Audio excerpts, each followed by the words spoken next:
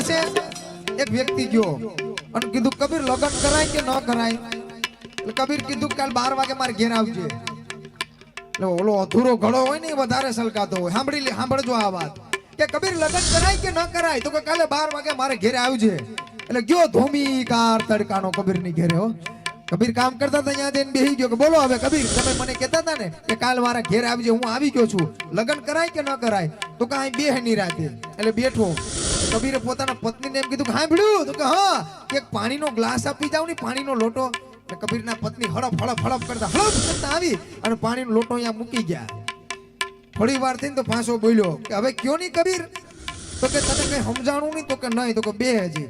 પાછો વાત કર્યો પોતાની પત્નીને. સાંભળ્યું? તો કે હા, એક દીવો ભરીને મૂકી જાવ ની. એટલે કબીરના પત્ની આવ્યા ને દીવો ભરીને મૂકી જાવ.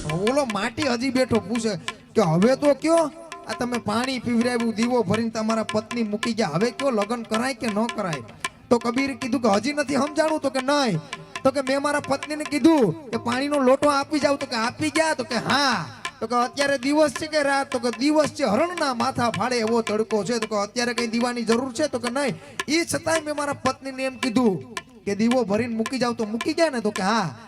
કઈ ઈમે પૂછ્યું ધોરે દીએ તમારે શું કામ છે દીવાનું? તો કે નહીં. આવું હોય ને તો લગ્ન કરાય, બાકી ઘુમરે સડાવે એવું હોય તો લગ્ન ન કરાય.